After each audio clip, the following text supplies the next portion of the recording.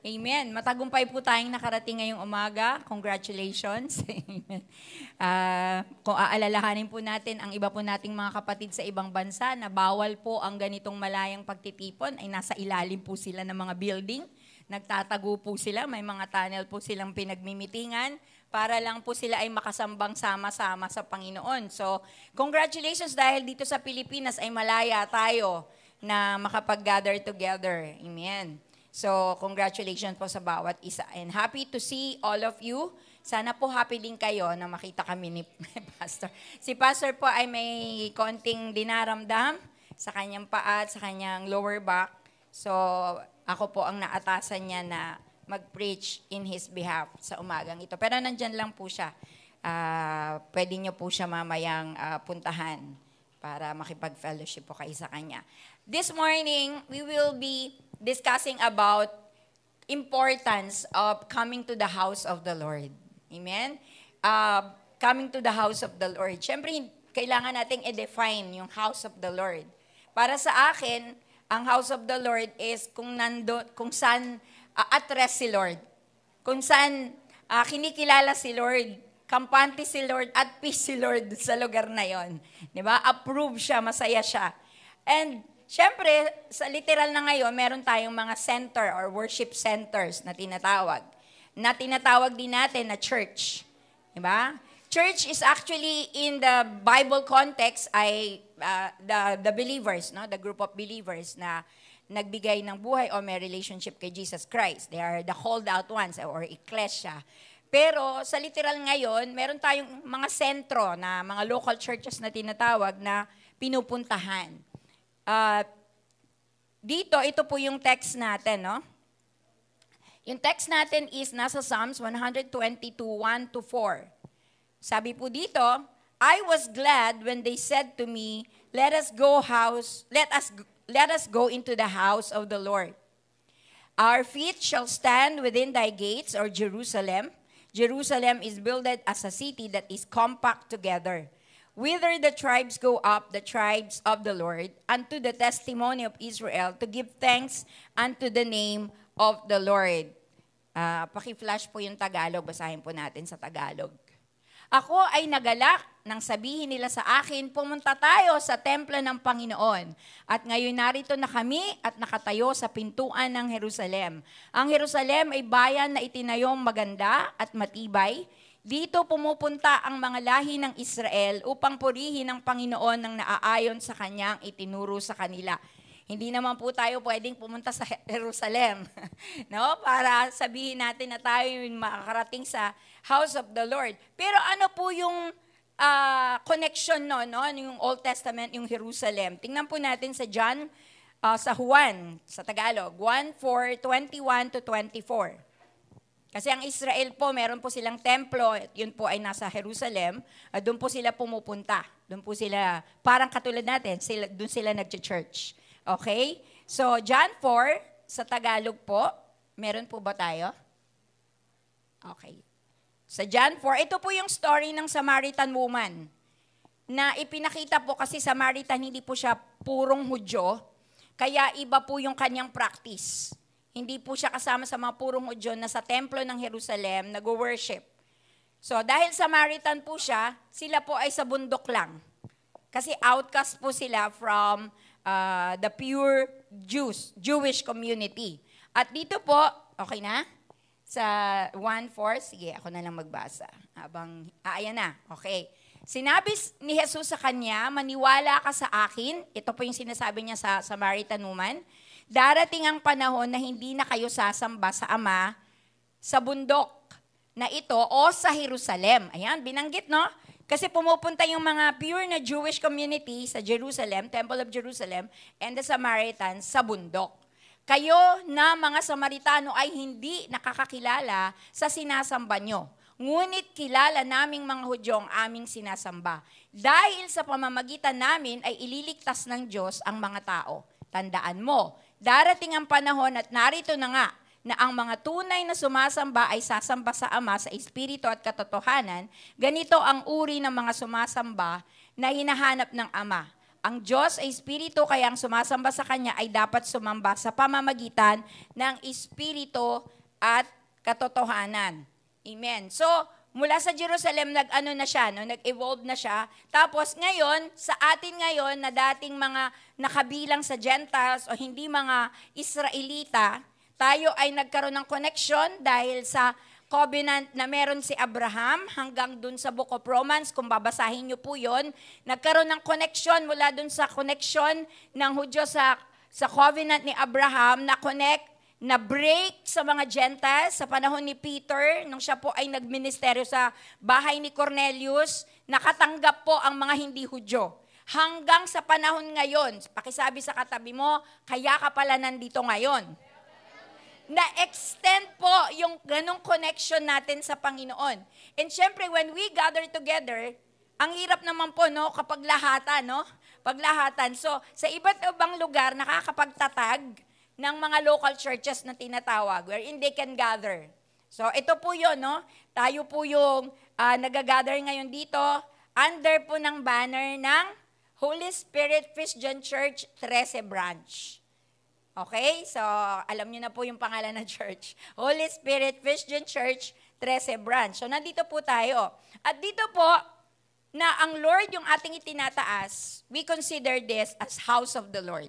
Wherein, we glorify the Lord at gumagawa tayo ng mga bagay para sa pagsunod sa Kanya. Hindi lahat na nangyayari sa house of the Lord ay masaya. O dapat nakakatawa.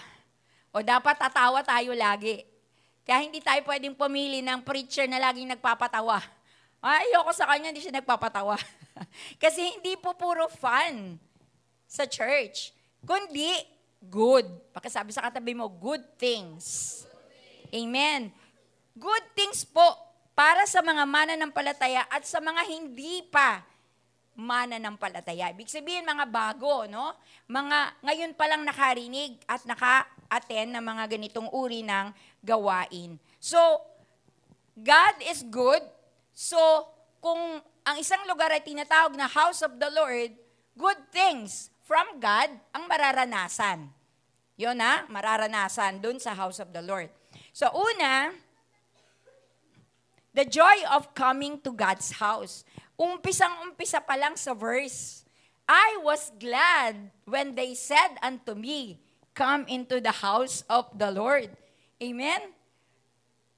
Bilang nag-iisa, as an individual, personal, no? Pumupunta tayo sa church or sa house of the Lord.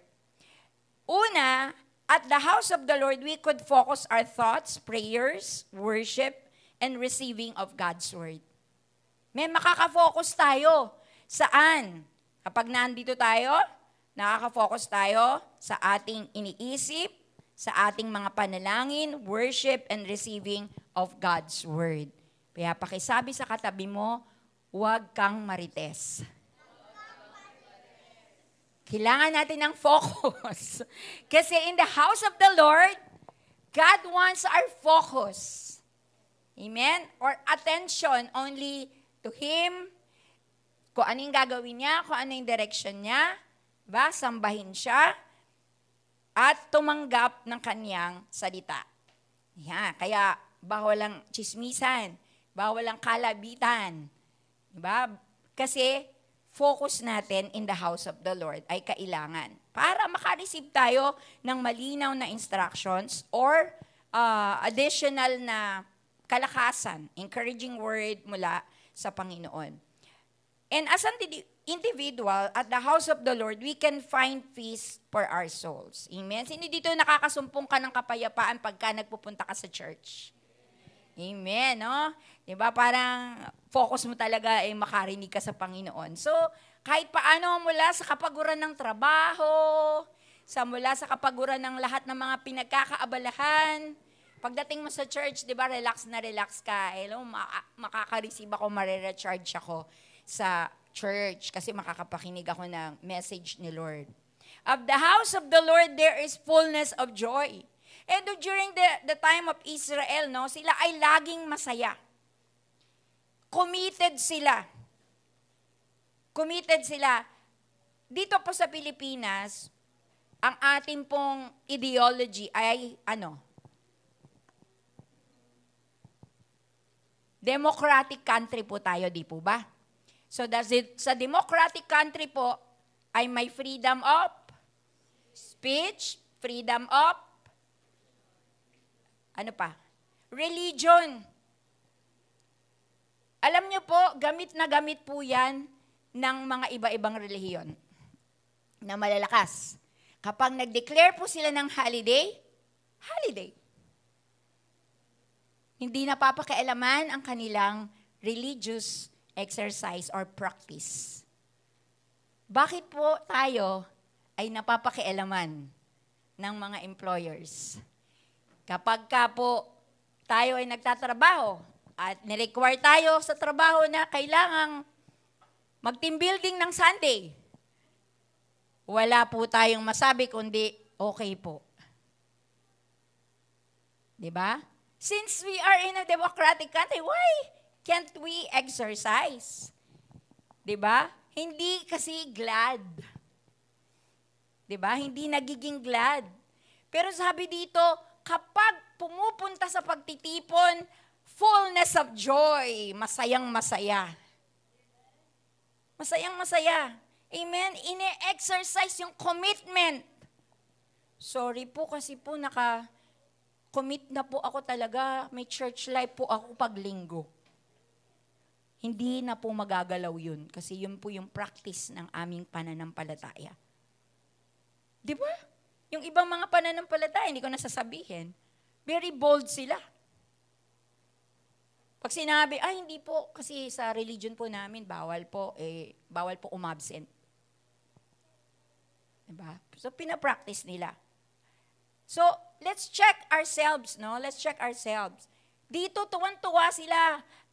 Kumbaga parang prepared sila to come in the house of the Lord because the presence of God is there. And where the presence of God is, there is fullness of joy. Amen? Prepared yung puso nila sa gagawin ng Panginoon in the church.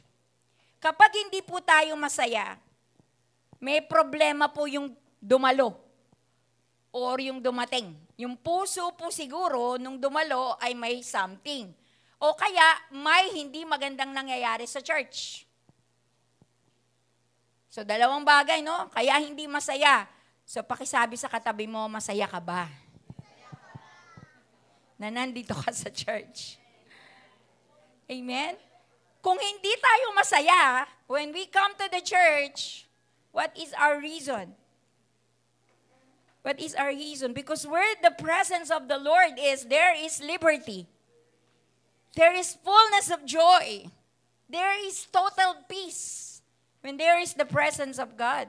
Kung ito ang problema natin, hindi tayo nagiging masaya. The problem should be prayerfully diagnosed and lovingly addressed. Kailangan ipag-pray natin, bakit Lord, hindi ako masaya? What's wrong with me? Medyo binrouse ko po ng konti, no, yung tungkol po sa dopamine, yung mga hormones po. Medyo binuksan-buksan ko po yan. Kasi sabi ko, ano ba yung mga happy hormones? Paano ba nagpo-produce ng mga glad hormones or happy hormones? So may isang nagpakadalubhasa, di ko lang po na-memorize or na ano yung kanyang name, from Harvard University. For 75 years nagpa-practice siya. Neurologist, psychiatrist, nagpa-practice siya at nagkaroon siya ng research. Kaya nag-come up siya sa 8. Pero ang remarkable po sa akin, ang isa po doon, exercise, yung taking the right foods, yung may vitamin D, yan, yung sunshine, yan yung mga sa 8. Pero ang nakita ko po, na connected sa atin is meditation. Isa sa nagbibigay ng kasiyahan or masayang hormones is when we reflect and meditate the goodness of God in our life. Yung pagpayapa ka na nag-iisip ka, imbis na magreklamo ka, alam nyo kasi pag nagre-reklamo, mas lalong nai-stress. Diba? Hindi kayo makarelate. Hindi kayo nagreklamo. Okay. Sige. Pero pagka the more that you doubt something, confused, di ba, ang daming mga negative na the more na nai-stress tayo. Amen? So dito merong time, no, itong nag-research na to, 2,000 yung consistent na research niya, na ganun yung pare-pareho. Na isa po yung meditation. Isa po yung, hugging, kissing, loved ones, being with the family. And you know what? Our church is also called a family. This is our spiritual family. Sabi mo sa katabi mo, kamag-anak kita. Spiritually, not biologically, not by blood. Pero pagka kasi spiritually, by the blood of Jesus na. Yung blood na pamilya, genes ng mga magulang natin. Pero ngayon, na spiritual family tayo, by the blood of Jesus, we are a family. Amen? Isa din yun sa research niya. Yung being together, may consistent na pagtitipon. Isa yun sa kanyang nakita. Isa yun sa kanyang na-discover. Amen? Kaya nakakapagpasaya pala, nakakapagbigay pala ng glad, ng happiness, or happy hormones, kapag you are with your brothers and sisters in the Lord. Amen? Pag hindi masaya, baka meron kayong sigalot na kailangang ayusin. Hindi po tayo pwedeng pumunta sa church na individually may sama ng loob tayo sa iba. Basta ako lang akong pakialam sa kanya. Basta ako mag-worship ako kay Lord. That is not the will of God.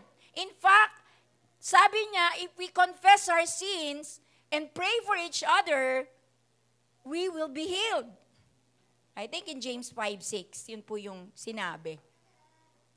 So there's a problem kapag hindi masaya. Amen? There's a problem kapag hindi masigla.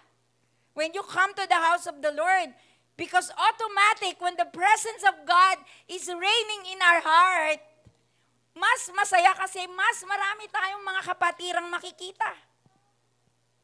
Being together with the brothers and sisters, there is fullness of joy. Amen? Where the presence of God is, there is fullness of joy. So una, the joy of coming to God's house. Pangalawa, the joy of arriving in the house of God. Nakarating ka, congratulations uli.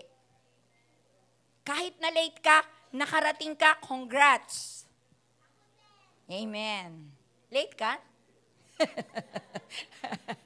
Umamin. Okay. So what must be our attitude when we arrive in the house of the Lord? Are you happy? Are you glad and at rest? Reflect tayo ngayon, no? Isip-isip, meditate. Masaya ba ako ngayon?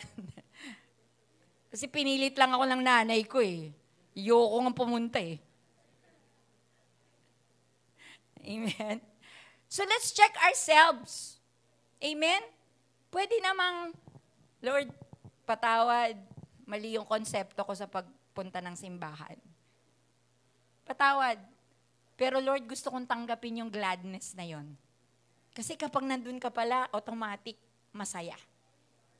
Amen? Kapag ikaw yung focus, automatic, masaya. And the presence of God makes us satisfied, no?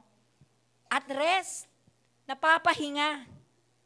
Do you feel relieved and at ease? Pag nandito ba sa church, nare-relax kayo? Relieved, at ease, kampante. Yung iba nga sobrang familiar. Kumukuha na lang basta-basta ng baso, ng mugs. Sobrang familiar kasi family naman. Amen. Basta isoli nyo lang at hugasan. Huwag nyong iwanang hindi inugasan. Amen. So, are you feeling excited seeing brothers and sisters in the Lord? Oh, lumingon-lingon kayo sa mga katabi nyo. Sa likod. Hi! Baka naman, hindi nyo memorize yung mukha niya, makita nyo sa sasakyan, hindi nyo batiin. Amen? Masaya na nagkikita ang magkakapatid sa pananampalataya. Amen. Tapos sabi dito, standing at the gates of the house of God. Standing at the gates of the house of God. Ibig sabihin, you're sure that God's presence is here. So, are you feeling victorious when you're standing at the house of God? You're feeling victorious. Yes, marami kang pinagdaanan. Marami kang mga kahirapan na sinuong, bagyo, na pinagtagumpayan. Kahit na medyo nawindang ka, nanghina, napagod, victory is hindi nakikita ang tagumpay sa mukhang haggard. Amen?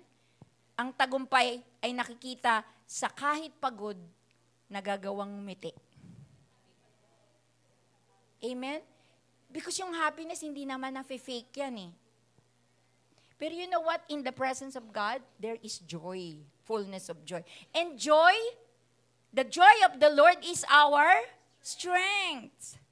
Kapag ang joy ng Lord, kasi natutuwa siya sa atin, yun ang magiging lakas natin.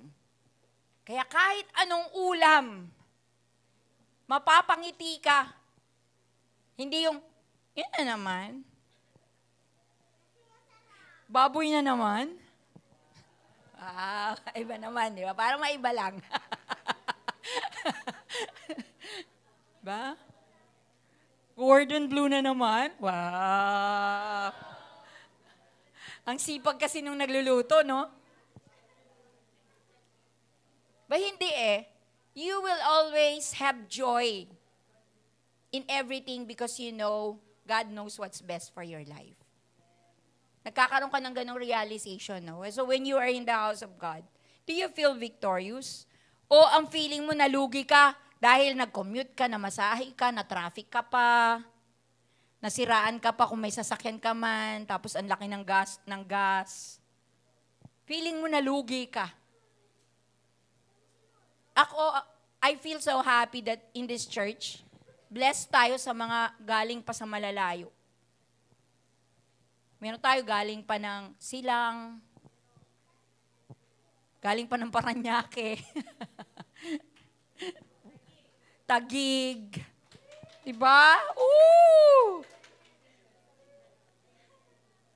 We are blessed, no?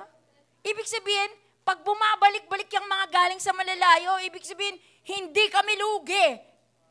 Victorious kami. Hindi na uubos ang aming pamasahe.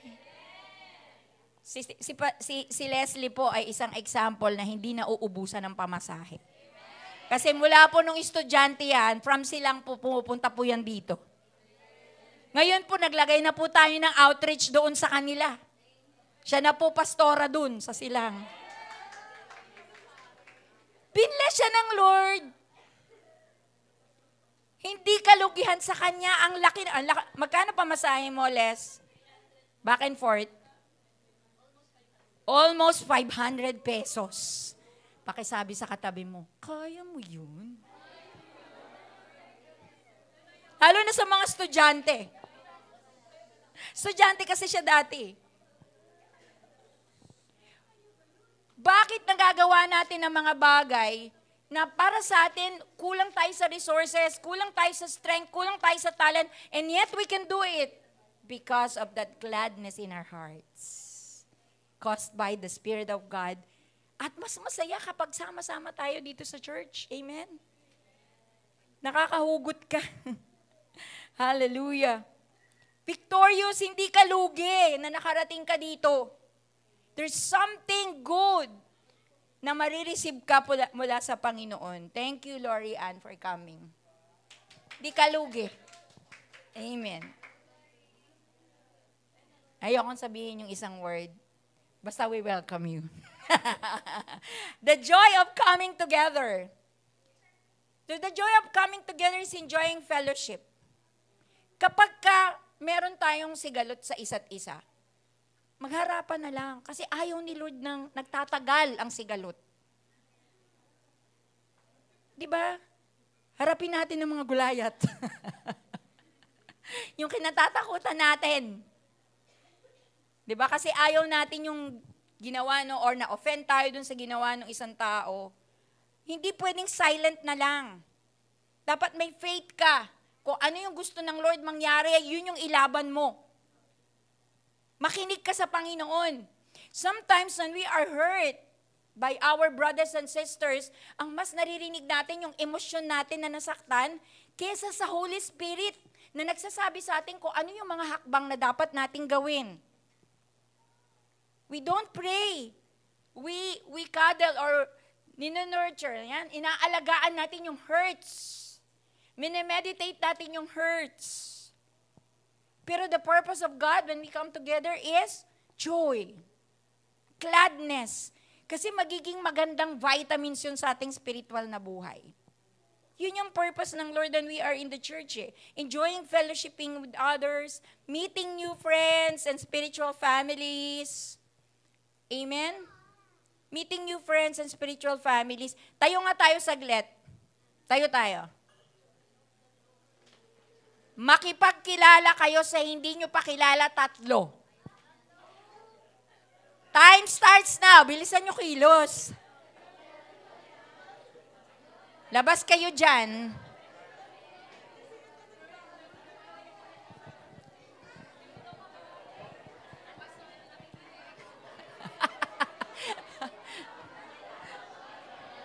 Ayan, yung mga hindi nyo kilala, ask the names. Names.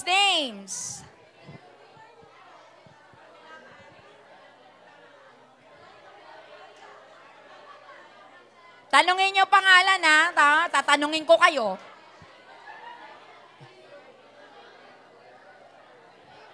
Three new names.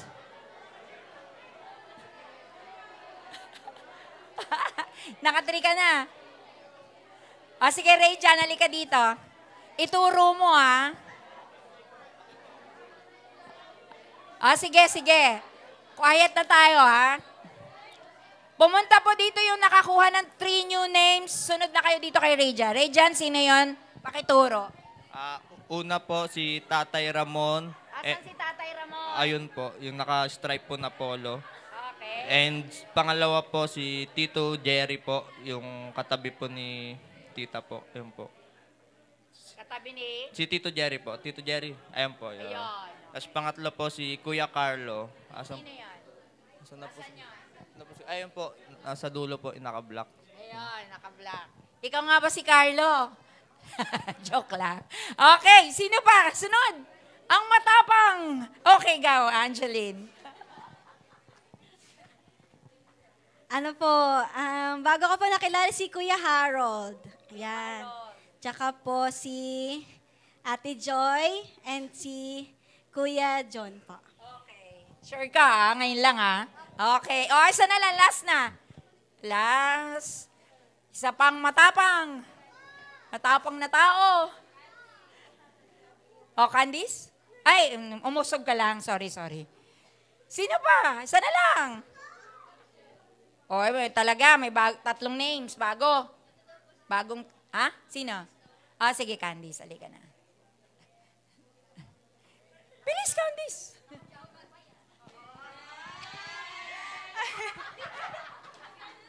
Ayan, ang nakilala ko po today ay si Ate Peng, si Ate Masha, at si Ate Lori po. Yes. Asan turo mo? Ha? Ituro mo. Si Ate Lori, yes. Tapos si Ate Masha, tapos si Ate Peng. Amen. So, whenever we come to the church, pag may bagong mukha, pag hindi mo kilala, you meet them. Hi, anong pangalan mo? Yan, di ba? Let's meet new friends because this is our spiritual family. This is our spiritual family. And in the church, in the house of the Lord, we share our testimonies. We share our testimonies, no? Lalo na mamaya sa huddle time. Amen? We can share kung ano yung ginawa ni Lord na connected dun sa topic natin. Diba? Kung ano yung pinakahuling ginawa ng Panginoon sa'yo. Di ba, wag naman nung bata ka pa, tapos 70 years old ka na, ay medyo matagal yun. Di ba? So, yung pinakahuling testimony na natanggap mo sa Panginoon, di ba? Sharing testimony, sharing experiences, sa pagtatagumpay, sa blessing ng Lord na binigay sa'yo. Amen? Giving and helping by meeting the needs of the church and others. Amen? Alam nyo ba na when we give to the church, cost din po yun. Hindi lang po yung charitable works, yung for a cause. When we give to the church, the needs of the church, that's also for a cause. Amen? That's also for a cause. Kaya, kapag binibless po natin ang church sa mga pangangailangan, di ba, God will reward us. And it is our duty. It is a loving expression because we are in this family. Hindi ka iba, hindi ka outsider. Kaya we support, di ba? We meet the needs. Kung kaya natin, we meet the needs. Thank you po sa mga tumutulong kay Ate Alma. Kasi nakikita nyo naman, nag-i-improve po yung kanyang, yung sa Bell's palsy condition niya, medyo hindi na po sobrang baba nung mukha niya. Kasi bumagsak po yung kabilang side ng mukha niya eh. Eh ngayon, dahil nate-therapy na po siya, medyo umaayos na po. And thank you po kasi naipakita po natin dito sa church yung suportahan sa isa't isa kasi naagad po yung pagpapacheck up sa kanya eh. Ano kinukwento mo Ate Alma, yung isa 30 years na may Bell's palsy. Si Ate Alma, agad, nung makita agad, sige, check up agad. And so many people help. Because this is a family. Walang iba dito.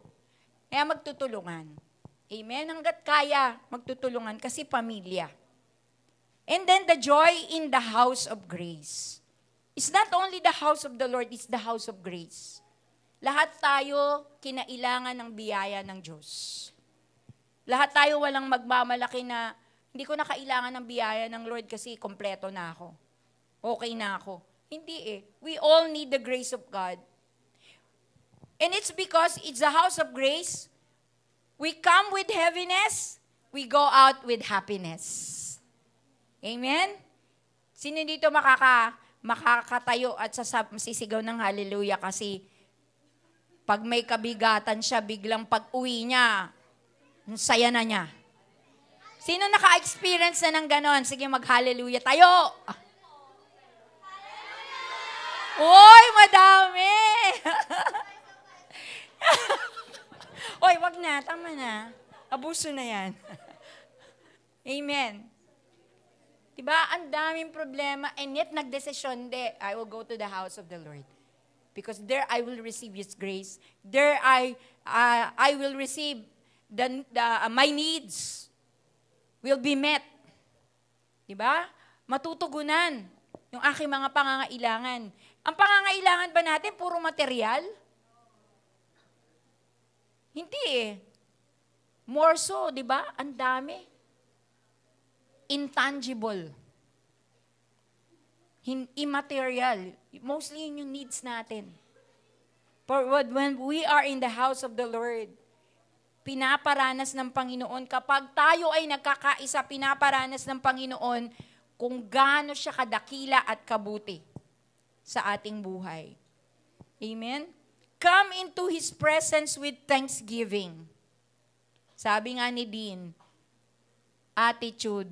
Ano yun? Gratitude, gamot sa attitude.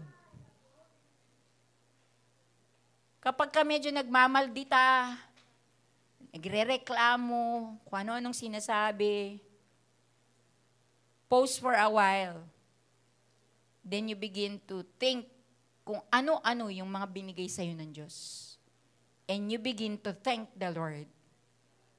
Mawawala siguro yung reklamo, yung pagmamaldita, suplado, mga bugnot-bugnot. Mawawala kasi isa-isa, ano ba binigay sa'yo ng Lord? Ano ba binigay sa atin ng Lord? Bakit naabot natin itong ganong estado? Alam nyo ba na, mamaya i-spoof ko na, no? Meron tayo, 5 ba? 5? 5 mga nag-graduate ng college. Mga, naaalala ko itong mga to, may mga problema to sa pamasahe, sa mga tuition fees, sa projects nila. Pero nilalaban pa rin nila yung pagsaserve sa Lord, yung pag-attend sa church. Amen? And the Lord bless them, graduate na. Parang ilan yung laude natin? Ilan yung may Latin honors? 4 ba? 4. 4 yata. 2 manya. 5. 2 manya, 3 cum laude. Asan? Loko nyo ako eh. Yan. Palakpakan natin. We rejoice. Dahil nakagraduate itong mga to, yung mga nakaraan po nila, yung mga karanasan po nila, antitindi. Because nilaban nila ang pag-attend sa House of Grace. Amen? Nagabayan, napapayuhan. Ayan, sige po, pwede nyo pong tanggalin. Mamaya ulit. Talagang pinipicturan. Mamaya, picturan nyo na mamaya. Okay. Okay. Isang magulang po, nagsabi sa akin, salamat at nandyan ka. Kasi yung anak niya, nagtagumpay. Nakakataba po ng puso na may magulang na nagpapasalamat dahil naramdaman niya na katuwang kami sa pangangalaga sa kanyang anak. Hindi po kompetensya ang pagiging magulang ng pastor sa mga magulang ninyo sa biological. In fact, tumutulong po kami. Kaya pag nakakarinig po kami ng mga parents na nagpapasalamat sila, that we help them raise their kids, magtagumpay, yung iba nakapagpigil na magjowa habang nag-aaral. Because in the house of the Lord, may payuhan, may encouragement, may pagpapalakas ng loob. Hindi mo na nagjowa. Nagtapos muna ng pag-aaral. Wala po akong pinariringgan. Pinatawad na po tayo ng Lord kung meron mo tayong kasalanan. Hallelujah. Pero dahil po yung orientation po natin sa church is a family. And we care for one another. Amen? Yung gustong-gusto na magjowa, pinipigilan. Teka muna, aral mo na. Yung iba naman, di ba, 4th year na, nagjowa na. O sige, basta patunayan mo. Pinatunayan naman. Naglaude. O, tama na yung kalokohan mo, ha? Dito, balikan na dito sa church. Napatunayan mo na yan. O, balikan na. Kasi prayers din naman natin yun ng family. Kahit po may mga erring, ibig sabihin, nagkakamali, naliligaw ng landas ng mga kabataan, connected pa rin po kami ni Pa sa kanila. We chat them. Nag-PPM kami sa kanila, kamusta ka na, ganito, ganyan. Pinapayuhan pa rin namin. Hindi po namin sinasabihan na, di ka na umaten sa simbahan ha, ganito, ganyan ka. Ba? Wala po. Hindi po namin ginaganon. Kinakamusta pa rin po namin sila. Musta ka na? Because we still want them na magtagumpay. Kasi yun po yung family eh. Yun po yung family. Amen? This is the family, spiritual family. Minsan ka, yung spiritual family, no? Mas meron pa tayong nakukuhang light. Kasi nga, si Lord yung sentro. Pero it's not a competition. So in the house of the Lord, in the house of grace, we give glory and honor to the King of Kings. Nobody will be worshipped. Walang magiging bida. Si Lord lang, si Jesus Christ lang ang bida sa simbahang ito. Yan, si Jesus Christ lang ang bida sa simbahang ito. Sabi ko yung pagpunta sa simbahan, yung pagpunta sa temple during the time of mga Israelites, sa New Testament, sa Old Testament, sa atin ngayon dito, kung ano yung sentro natin. Tiningnan ko siya sa Hebrews 10:24 and 25. Sabi doon, sikapin nating mahikayat ang isa't isa sa pagmamahalan at sa paggawa ng kabutihan. Huwag nating pababayaan ang mga pagtitipon natin, gaya ng nakaugalian na ng ilan.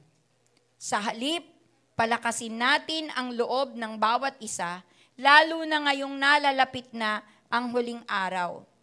Sikapin nating mahikayat ang isa't isa sa pagmamahalan at sa paggawa ng kabutihan.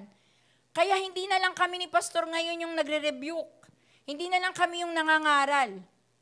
Diba yung mga ate, kuya dito sa church, mga leaders natin, mga outreach leaders natin, sila din, naninita na rin sila kapag mali. Nakikita nilang mali because they have concern.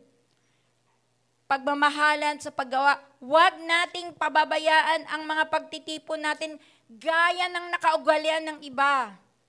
So dito rin may problema eh. Nakaugalian na raw ng iba na hindi pumunta. Hindi na kasi values. Bakit gano'n, no? Yung malalaking religion natin ngayon, pinaglalaban nila yung values nila. And yet, we declare or we proclaim na tayo yung nasa tama. Pero kapag sinabi ng employer mo, Sunday, ganito ka, hindi na tayo makapiyok. Nakakaugalian na natin na negotiable ang ating attendance sa church service.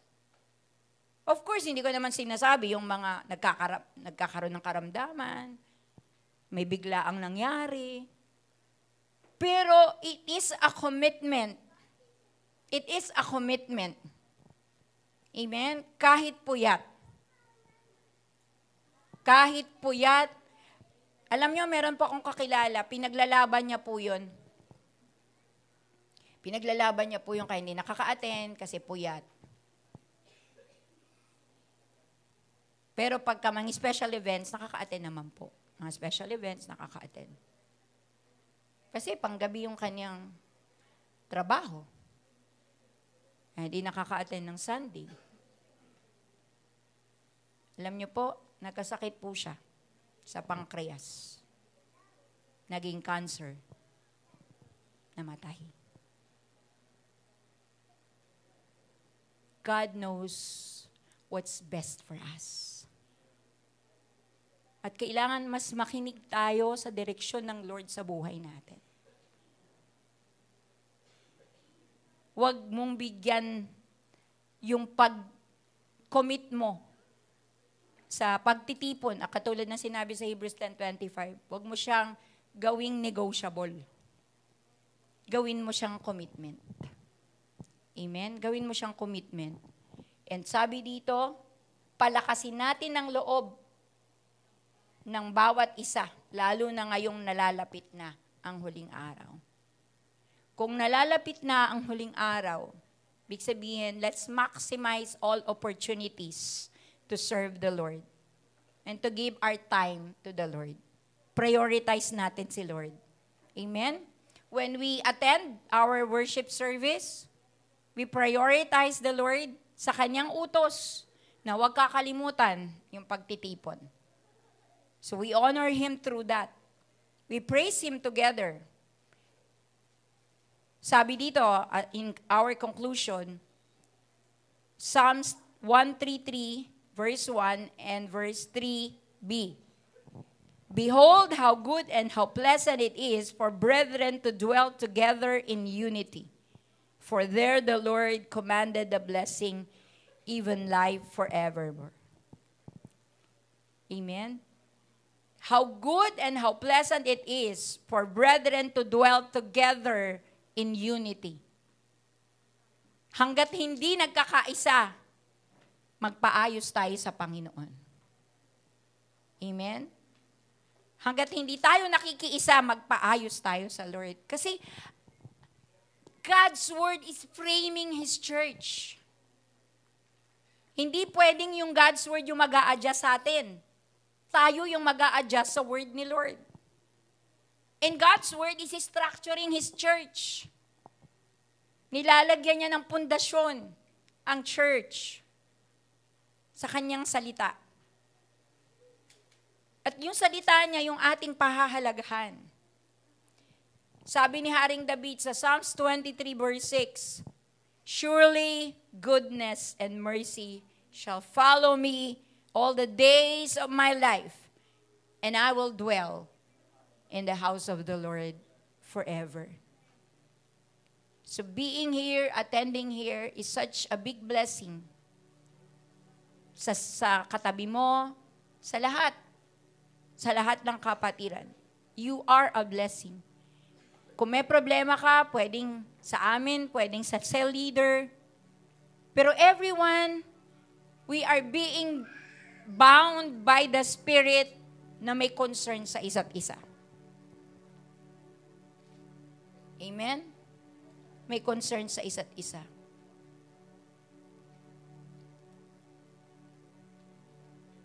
Can we all stand?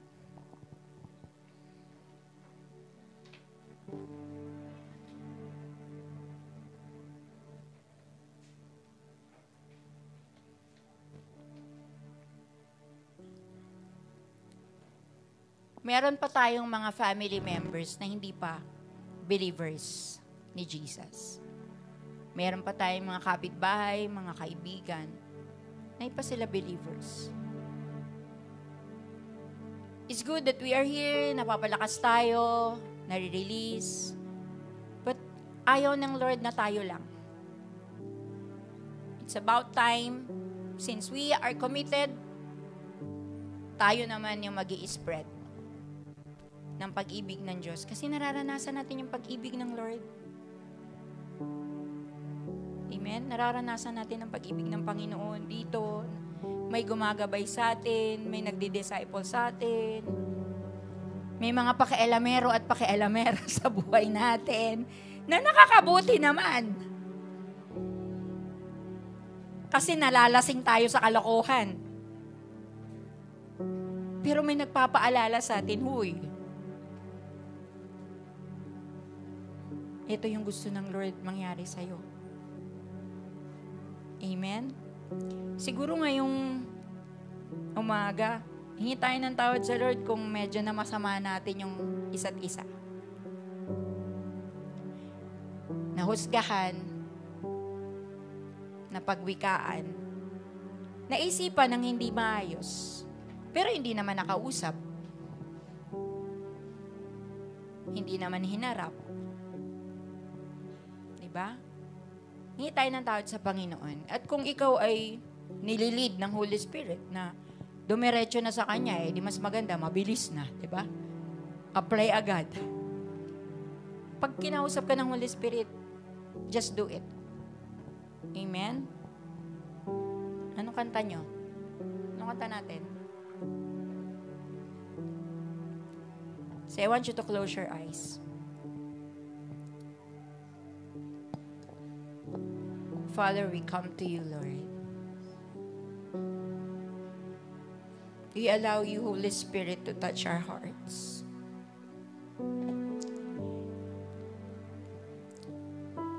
The devil is like a roaring lion seeking whom he may devour.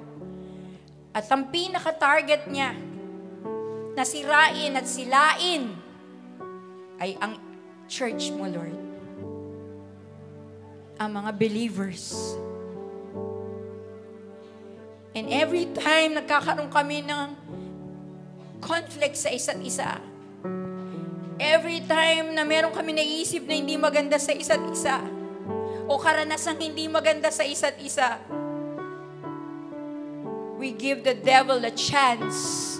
We give the devil a foothold para sirain ang relasyon na tinatakan mo ng dugo ni Jesus. So, lahat po tayo, lumapit tayo sa Panginoon. Makipag-usap ka sa Panginoon. Pwedeng hindi ka lumapit dito sa harap, pero makipag-usap ka ngayon sa Panginoon.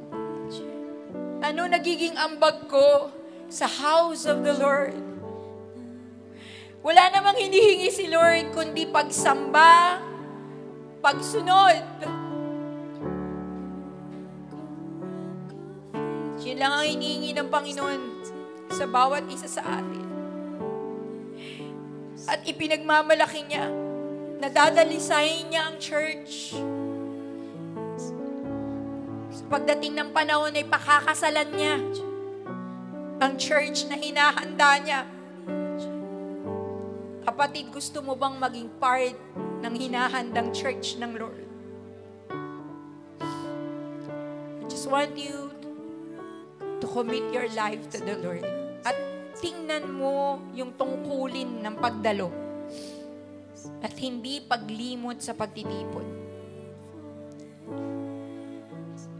Yung pag-recognize sa local church as your spiritual family.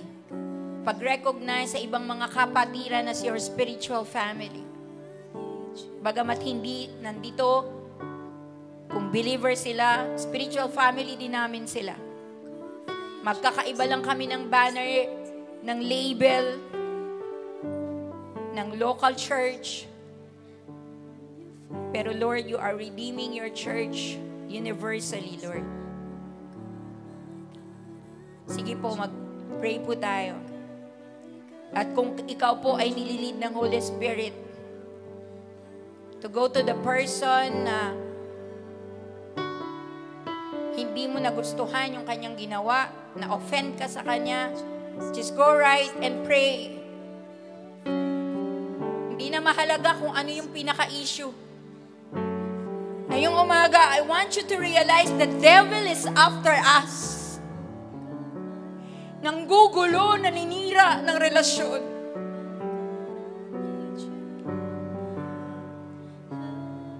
Yes, Lord. We need you, Lord, in this church. We need you, God. We need your revival, Lord. I'm standing on your faithful. Kung sa family, you feel that you need to say sorry, just do it within your biological family kung nandito. Kung within your cell group, pwede din you approach.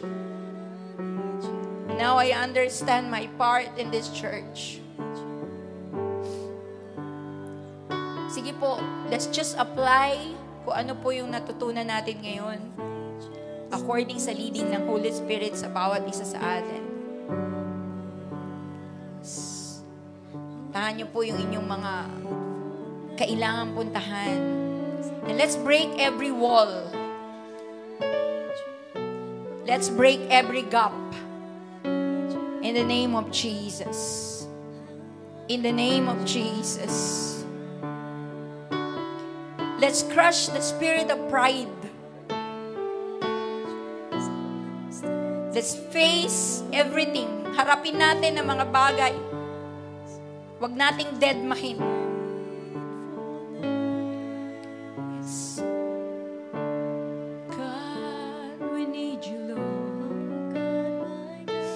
We need you, Lord. Kung wala ka mang conflict, pero gusto mong ipanalangin yung kapatid na yan, just go and pray for that person. Yes, Lord. Gusto nyo mag-pray kayo? Okay lang, sige, go. Hayaan natin yung spirit ng family dumaloy sa bawat isa sa atin ngayon.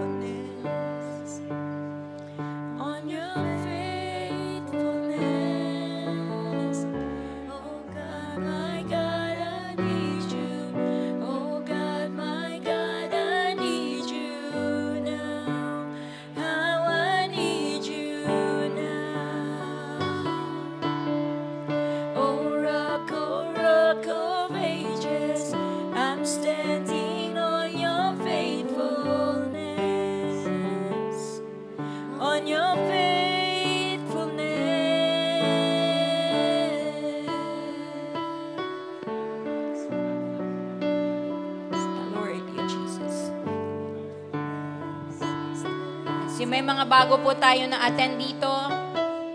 Yung mga leaders, hinihipo kayo ng Lord na lapitan po yung mga first-timers natin. Just pray for them, yung mga first-timers po. Just make them feel welcome in this church. Scout na lang po natin kung sino yung mga first-timers natin. Approach them and pray for them.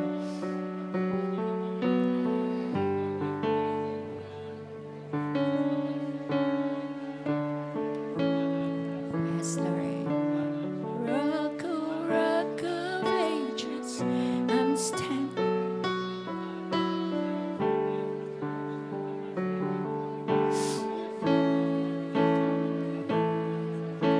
Savior, He can move the mountains.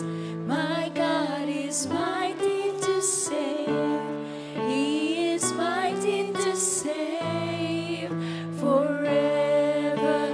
Author of salvation. He rose and conquered the grave. Jesus conquered the grave. Savior, He can move the mountains. Kung wala po kayong kasama ngayon na nananalangin, just pray for your family kung hindi nyo po kasama ngayon. Just everyone be in the spirit of prayer. Panalangin natin, makasama din natin sila sa pananambahan. Conquer the grave. Jesus conquered the grave. Savior, He can move the mountains. My God is mighty to save. He is mighty to save forever. Author of salvation. He rose and conquered the grave. Jesus conquered the grave. Lord, nilalapit namin sa iyo ang pamilya, Lord. Lahat ng pamilya na naririto, Panginoon. Tulungan niyo kami na mag-operate kami sa pag-ibig niyo, Panginoon. Bind us together with the cords of love, Lord. With your cords of love, Lord God. Magkaroon kami ng malasakit sa isa't isa. Praying for them, Lord. Asking where can we help them, Lord. Saan kami makakatulong. Maging ready kaming tumulong, Panginoon, sa mga nangangailangan, Lord. Manalangin sa mga may karamdaman. Manalangin, tumulong sa mga nangangailangan, Panginoon. Give us this concern, Lord.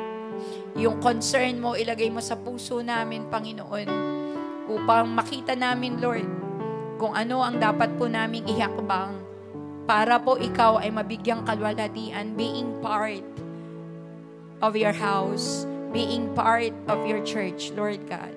Lord, pinupuri ka namin ngayong umaga. Pagpalain ang iyong dakilang pangalan sa pangalan ni Jesus. Amen.